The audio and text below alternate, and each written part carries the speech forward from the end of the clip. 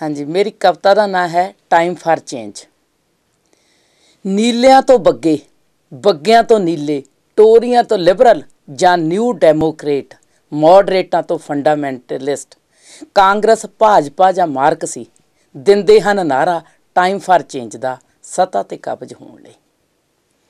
ਭੋਲੀ ਭਾਲੀ ਜਨਤਾ ਸਮਝਦੀ ਹੈ, ਭੋਲੀ ਭਾਲੀ ਜਨਤਾ ਸਮਝਦੀ ਹੈ ਕਿ ਹੋਵੇਗਾ ਸਮੇਂ ਦਾ ਬਦਲ, ਤੇ ਹਰ ਵਾਰ ਬੜੇ ਹੀ ਹੌਸਲੇ ਤੇ ਉਤਸ਼ਾਹ ਨਾਲ ਹੋ ਜਾਂਦੇ ਨੇ ਨਾਅਰਿਆਂ ਦੇ ਵਿੱਚ ਸ਼ਾਮਲ। ਕੁਝ ਦਿਨ ਜੀ ਲੈਂਦੇ ਨੇ ਭਰਮ ਵਿੱਚ ਕਿ ਹੁਣ ਬਦਲੇਗੀ ਕਿਸਮਤ।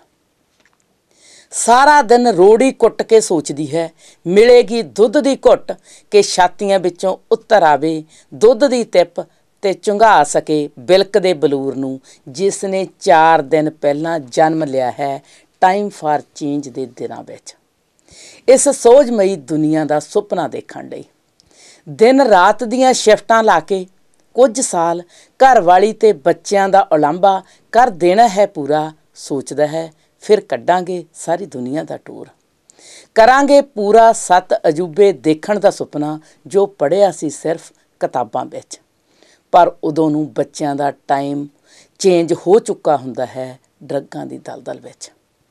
ਭੁੱਖ ਦੀ ਸਤਾਈ 12ਵੀਂ ਜਿਹੀ ਡੌਲ ਅਰਧ ਨੰਗੇ ਜਿਸਮ ਨੂੰ ਦਿਖਾ ਕੇ ਕਰਦੀ ਹੈ ਅਰਜ਼ੋਈ, ਜਿਸਮ ਦੇ ਵਪਾਰੀਆਂ ਲਈ ਉਦੋਂ ਚੜ੍ਹ ਜਾਂਦੀ ਹੈ ਅੱਲੜ ਜਵਾਨੀ ਬੇਸਵਾ ਗਮਨੀ ਦੀ ਭੇਂਟ, ਜਿਸ ਦਾ ਬਚਪਨ ਤੋਂ ਜਵਾਨੀ ਦੇ ਸਫ਼ਰ ਦਾ ਟਾਈਮ ਫਾਰ ਚੇਂਜ ਗਿਆ ਹੈ ਖਲੋ। ਚਾਈਂ ਚਾਈਂ ਫਸਲ, ਚਾਈਂ ਚਾਈਂ ਫਸਲ ਮੰਡੀ 'ਚ ਲੈ ਕੇ ਗਿਆ ਕਿਸਾਨ, ਕਿ ਆਸਦਾ ਹੈ ਭੰਨਾ ਘੜਤਾਂ ਵਿੱਚ ਐਤਕੀ ਤਾਂ ਜ਼ਰੂਰ ਹੱਥ ਹਰ ਹੀਲੇ ਕਰ ਸਕੇਗਾ, ਜਵਾਨ ਧੀ ਦੇ ਹੱਥ ਪੀਲੇ ਜਦੋਂ ਆੜਤੀਏ ਤੋਂ ਹਿਸਾਬ ਕਿਤਾਬ ਲੈ ਕੇ ਮੁੜਦਾ ਹੈ ਘਰ। ਪਰ ਟਾਈਮ ਫਾਰ ਚੇਂਜ ਨੇ ਕੀਤਾ ਹੈ ਮਜਬੂਰ ਖੁਦਕਸ਼ੀ ਲਈ।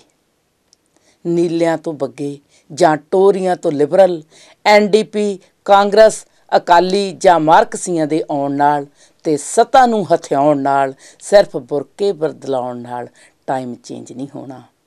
ਇਹ ਤਾਂ ਹੋਵੇਗਾ, ਇਹ ਤਾਂ ਹੋਵੇਗਾ ਜਿਸ ਦਿਨ ਤੁਸੀਂ ਆਪ ਕਰੋਗੇ ਕਲਪਨਾ ਤੋਂ ਹਕੀਕਤ ਦਾ ਸਫ਼ਰ, ਭਰਮ ਭੁਲੇਖਿਆਂ ਤੋਂ ਸੱਚਾਈ ਦਾ ਸਫ਼ਰ, ਭੱਠ ਪਏ ਲੋਹੇ ਤੋਂ ਹਥੌੜੇ ਦਾ ਸਫ਼ਰ, ਕੁੱਲੀਆਂ ਤੋਂ ਮਹਿਲਾਂ ਦਾ ਸਫ਼ਰ, ਕੱਖਾਂ ਕਾਨਿਆਂ ਤੋਂ ਇੱਟਾਂ ਦਾ ਸਫ਼ਰ, ਬੇਹੇ ਟੁਕੜਾਂ ਤੋਂ ਸ਼ਾਹੀ ਖਾਣਿਆਂ ਦਾ ਸਫ਼ਰ।